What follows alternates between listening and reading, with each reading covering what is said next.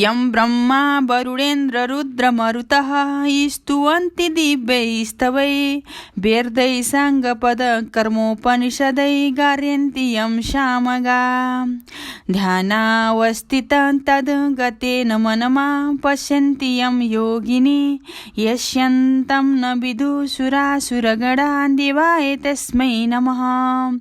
श्रीमञ्चन्दनचर्चितजलपो शुक्लाम्बरा मल्लिका मालालङ्कृतकुण्डला परविलसन्मुक्तावली शोभिता सर्वज्ञाननिदानपुस्तकधरा रुद्राक्षमालाधरा वाग्देवी वदनाम्बुजे वसतु मे तरलोकै माता चिरम्।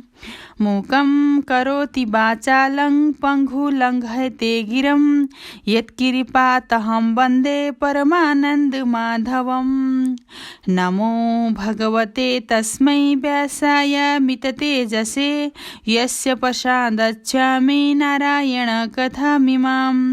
नारायणं नमस्कृत्य नरं चैव नरोत्तमं देवी सरस्वती व्यासं ततो जयमुदीरयेत। अथ 31 कुमारजी आज्ञा गर्नुहुन्छ हे अगस्त्य मुनि। त्यसपछि बुहारी चन्द्रावती रानीले आफ्ना सम्पूर्ण वृत्तान्त वर्णन गरेको सुनेर महारानी गोमा अत्यन्त प्रसन्न भई हे श्री स्वस्थानी परमेश्वरी भनी मनमनै सम्झी दुवै हात जोडेर अञ्जली बाँधी बुहारी चन्द्रावतीसित भन्न लागिन्, हे बुहारी, त्यस्तो अवस्थामा परेर पनि ईश्वरीको भक्ति गर्न सक्ने तिमी धन्य रहेछौ। अब मेरो कुरा पनि भन्दछु, सुन। तिम्रो स्वामी नवराज आफ्ना पिताको खबर गर्न गएपछि तिमी पनि माइत गयौ। घरमा कोही नहुनाले मैले अर्काको ढिकी जाँतो गरी धागो काटी दुःखका दिनहरू बिताइरहेकी थिएँ।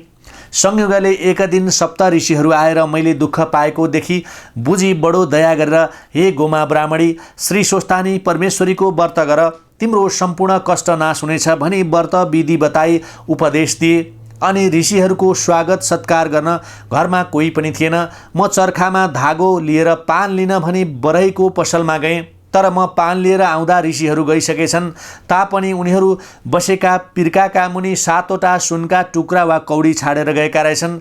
त्यो मैले फेला पारेँ अनि त्यही द्रव्यले सम्पूर्ण सामग्री तयार पारेर पौष शुक्ल पूर्णिमादेखि विधिपूर्वक श्री स्वस्थानी परमेश्वरीको व्रत आरम्भ गरेँ।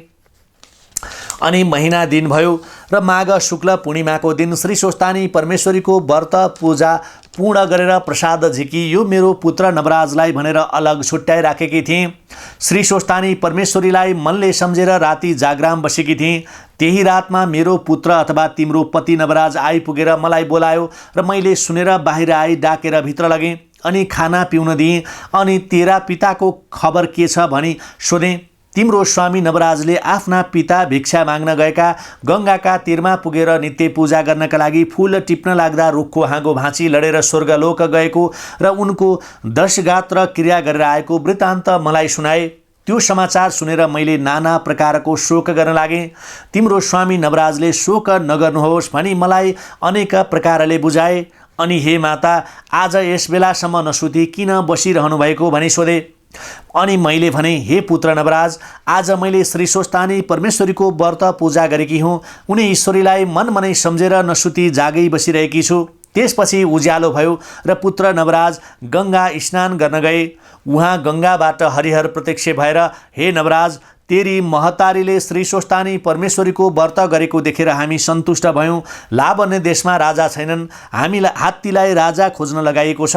त त्यहाँ आउनु, हामी तँलाई अभिषेक दिलाउनेछौँ, राजा हुनेछस् भनी वरदान दिई अन्तर्ध्यान भएछन्। अनि मेरो पुत्र नवराजले आएर मलाई सबै वृत्तान्त सुनायो। त्यो समाचार सुनेर श्री स्वस्थानी परमेश्वरीको प्रसाद राखिदिएकी थिएँ, त्यो दिएँ। अनि हे पुत्र नवराज, हरिहरको आज्ञाले लावण्य देशको राजा भएस् भनी आशिष दिई लावण्य देश जाने आज्ञा दिएँ। उनी ईश्वरीको कृपाले यो राज्य र ऐश्वर्य पाएर हामी सुखी भयौँ। अब पनि हामी बाँचुन्जेल सधैँभरि श्री स्वस्थानी परमेश्वरीको कृपाले यस लोकमा सुख भोग गरी परलोकमा मोक्ष गति होला भन्ने अन्य उपदेश दिन लागिन्। हे चन्द्रावती, हे लावण्यवती, जस्तै दिनमा सूर्य नभए पनि तथा रातमा चन्द्रमा नभए हाम्रो उज्यालो हुन सक्दैन, त्यस्तै मनुष्यको पनि असलशील स्वभाव र गुणी स्त्री नभए घर गृहस्थी चल्न सक्दैन। अब मेरो वृद्ध अवस्था भयो, तिमी दुवै दिदीबहिनीहरू परस्पर मिलेर मेरो पुत्र नवराजको सेवा गरी राज्य लक्ष्मीको आदर गरेर रहे। यति भनेर चन्द्रावती रानी र लावण्यवती रानीलाई सम्पूर्ण ढुकुटीको साँचो सुम्पिदिन्। अनि गोमा ब्राह्मणीले भनिन्, हे चन्द्रावती, हे लावण्यवती, तिमी दुवै मेरो अर्थी उपदेश ध्यानपूर्वक सुन।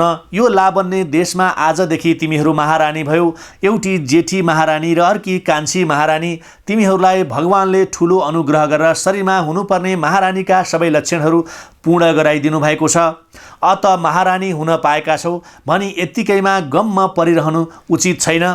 फेरि महारानीका अरू पनि 32 लक्षणहरू छन्, ती सबै म तिमीहरूलाई भन्दछु। यो सुनेर तन मनमा भरेर राख्नुपर्छ। अब ती लक्षणहरू तिमीहरूले ध्यानपूर्वक सुन। मनमा विनयको भाव छ भने जस्तो सुकै व्यक्तिलाई पनि आफ्नो वशमा पार्न सकिन्छ। यो कुरा सधैँ हेक्का राख्नु। गुरुजन र पूज्य व्यक्तिको श्रद्धा भक्ति गर्न सके उनीहरूको आशिष र अनुग्रह निरन्तर प्राप्त भइरहन्छ। त्यसले वरत्र र परत्र दुवै लोकमा ठुलो कल्याण हुन्छ। यो कुरा जानिराख्नु। अर्थात् कसैको डाहा नगर्नु, कसैको डाहा नगर्नु। ईर्ष्या गरेन भने कुल कुटुम्ब नाता गोता इष्टमित्र र छरछिमेकी सबैबाट हार्दिक सहानुभूति पाउन सकिन्छ। क्रोध रिस नहुनु। जसमा रिस हुँदैन त्यसको सबैको प्रशंसा हुन्छ, सबैतिर उसको प्रशंसा हुन्छ। रिस नहुने व्यक्तिमा काम घेर जस्तो सबै सहजै सफल हुनेछन्। आफ्ना स्वामीका प्रिय वस्तुहरूमा लागि पर्नु। स्वामी प्रिया शक्ति भनिन्छ यसलाई। यसरी स्वामीको मन परेका कुरामा लाग्नाले आफ्ना स्वामीको विशेष अनुकम्पा पाइन्छ। यो कुरा प्रत्येक नारीहरूको निम्ति धेरै ठुलो सौभाग्यको विषय हो। आफ्ना स्वामीको हित हुने कुरामा लागि पर्नु। कहिले कहिले प्रिय कुरा पनि राम्रो हुँदैन। अत वास्तवमा हित हुने कुरामा विशेष ध्यान राखेर क्षणिक राम्रो कुराको तत्त्व बुझेर आफूले पनि बुझाउनु जान्नु पर्दछ। लुगा गहना श्रृङ्गार आदि सबै कुरा व्रता नगरेर उचित मात्रामा प्रयोग गर्नु।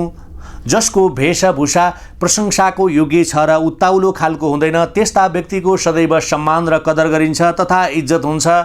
त्यसै गरी प्रिय वचन बोल्नु। मिठो मधुर बाणी जसको मुख मिजासिलो हुन्छ त्यस्ता व्यक्तिलाई सबैले मन पराउँछन् र त्यस्ता व्यक्तिको सुख दुःखमा धेरै व्यक्तिको सहयोग प्राप्त हुन्छ। कसको पालन पोषण आफूद्वारा भयो वा भइरहेको छ त्यस कुराको यथार्थ ज्ञान आफूमा हुनुपर्दछ। कसको भरण पोषण गर्नुपर्नेमा गरिएको छ वा छैन त्यस्ताको यथार्थ ज्ञान पनि हुनै पर्दछ। आफूले सुरक्षा र भरण पोषण गरेका व्यक्तिहरूको कस्तो बात व्यवहार छ त्यस विषयको यथार्थ ज्ञान पनि तिमीहरूलाई हुनुपर्दछ।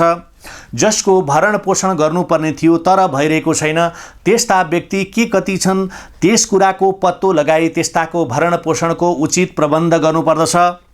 सौताको परस्पर रिस राग नगर्नु। जस्तै तिमी दुई दिदी बहिनी छौ, परस्परमा रिस राग नगरी मिलेर बस्नु।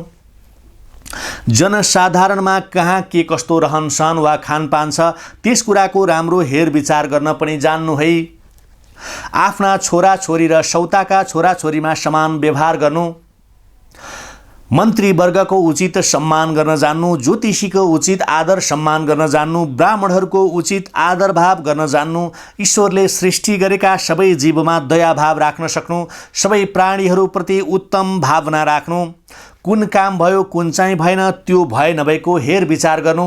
सबै राजाहरूमा कृति प्राप्त गर्न सक्नुपर्दछ। आफ्ना राज्यका नारी वर्गमा प्रीति राख्नु। राजा महाराजाहरूका रानी महारानीहरूसित मेलमिलाप र प्रीति बनाइराख्नु। आमोद प्रमोदका मनोरञ्जनका विषयमा पूर्ण ज्ञान र दक्षता प्राप्त गर्नु। हरेक राजाहरूका रानीहरूको चालचलन र चरित्रको विषयमा जान्ने बठ्याइ पनि हुनुपर्दछ। हरेक राजाहरूका राज्य सञ्चालनको गतिविधिको ज्ञान प्राप्त गर्ने चातुर्य पनि जान्नुपर्दछ। सहनशील बन्नु। अनुशासनमा राख्न र स्वयं पनि अनुशासनमा रहन पनि सक्नुपर्दछ। अध्ययनमा लागिरहनु। क्रोधलाई पापको कारण जानेर त्यागिदिनु। हे चन्द्रावती, हे लावण्यवती, मैले यसरी कहिएका मैले भनेका यी सबै गुणहरूलाई आफ्नो तन मनमा राख्न सके उत्तम रहनेछ अनि यो लावण्य देशको राज्य पनि स्थिर रहनेछ, सबै प्रजा सुखी रहनेछन्, तिमीहरूको पनि कल्याण हुनेछ, यसैमा मेरो पुत्र नवराजको पनि मन पनि रमाइरहनेछ। कुमारजी भन्नुहुन्छ, हे अगस्त्य मुनि, त्यसपछि चन्द्रावती रानी र लावण्यवती रानीले, हे माता, हजुरको तपस्याले हाम्रा स्वामी राजा र हामी रानी हुन पायौँ, हजुर धन्य हुनुहुन्छ भनी सासू गोमा महारानीका पाउमा परेर दण्डवत प्रणाम गरी सदैव श्री स्वस्थानी परमेश्वरीलाई सम्झी उनैको श्रद्धा भक्ति गर्दै आनन्दपूर्वक रहँदा भए। हे अगस्त्य मुनि, जो मनुष्य एकचित्त भएर श्री स्वस्थानी परमेश्वरीको व्रत पूजा गर्ला, कथा सुन्ला अथवा सुनाउला, उनको महिमा महात्म्य लेखाएर घरमा राख्ला, त्यसको घरमा दरिद्रताले बास पाउने छैन, नवग्रह सदैव प्रसन्न रहनेछन्, अकाल मृत्यु हुने छैन, फेरि भूत प्रेत पिशाच डाकिनी साकिनी त्रिदोष आदिको कष्ट पर्ने छैन, चोर डाकाको भय हुने छैन, ब्रह्म हत्यादि पाप गरेको भए पनि त्यसबाट मुक्ति मिल्नेछ, फेरि यस लोकमा सुख सम्पत्ति पाई परलोकमा कैलाश बास होला भनी स्कन्द कुमारले अगस्त्य मुनिलाई विस्तारले सुनाउँदा भए। इति श्री स्कन्द पुराणे केदारखण्डे माघ महात्म्ये कुमार अगस्त्य संवादे श्री स्वस्थानी व्रत कथायां गोमाकृत श्री स्वस्थानी व्रत वृत्तान्त वर्णनं नाम 31 उपनयतु मङ्गलौ व सकल जघन मङ्गलालय श्रीमान दिनकर किरण निबोधित नव नलिन दल निवेक्षणः कृष्णः काले व्रसनु प्रजन्य पृथ्वी सस्यशालिनी देशोस्यं क्षोभरहितो ब्रह्मणा सन्तु निर्भया अपुत्रा पुत्रिणा सन्तु पुत्रिणा सन्तु पौत्रिणः निर्धना सधना सन्तु जीवन्तु शरदं शतम् तत्रैव गंगा यमुना च तत्र गोदावरी सिन्धु सरस्वती च सर्वाणि तीर्थानि वसन्ति तत्र यत्राच्युतोद्धार कथा प्रसंगः या कुन्देन्दु तुषारहार धवला या शुभ्रभ्रष्टावृता या वीणा वरदण्ड मंडितकरा या श्वेत पद्मासना या ब्रह्माच्युत शंकर प्रभृतिभिर्देवै सदा वन्दितः श्यामा पातु सरस्वती भगवती निशेष जाड्यपहा कायेन वाचा मनसेन्द्रियैर्वा बुद्धयात्मना प्रकृति स्वभावत करोमि यद् सकलं परस्मै नारायणयति समर्पये ततः।